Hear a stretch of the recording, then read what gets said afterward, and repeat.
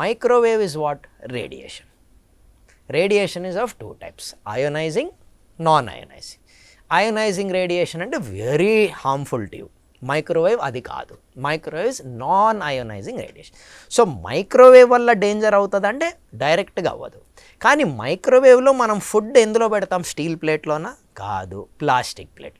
Plastic మైక్రోవేవ్లో పెట్టినప్పుడు non ionising radiation ఆ ప్లాస్టిక్ని disintegrate చేస్తుంది. మైక్రోప్లాస్టిక్ అది మీ ఫుడ్లో వెళ్తుంది, మీ కాఫీలో వెళ్తుంది, మీ టీలో వెళ్తుంది, అది మీరు తాగుతారు. సో అట్లా మైక్రోప్లాస్టిక్.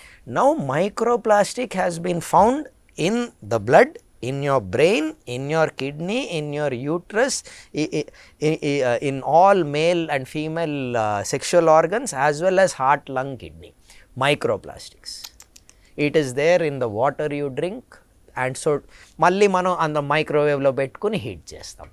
సో ఇట్లా మైక్రోవేవ్ వల్ల కూడా అయోనైజింగ్ రేడియేషన్స్ వల్ల కూడా రేడియేషన్ ఇండ్యూస్డ్ ప్రాబ్లమ్స్ తక్కువే అండి, బికాజ్ ఇట్స్ నాన్ అయోనైజింగ్. కానీ ఫుడ్ని మనం హీట్ చేసేటప్పటికి ఆ మైక్రోప్లాస్టిక్ అందులో రిలీజ్ అవుతుంది.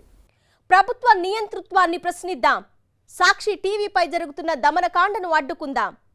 తెలుగువారి మనస్సాక్షి సాక్షి టీవీ. సాక్షి టీవీ ప్రసారాల కోసం వెంటనే మీ లోకల్ ఆపరేటర్ను సంప్రదించండి.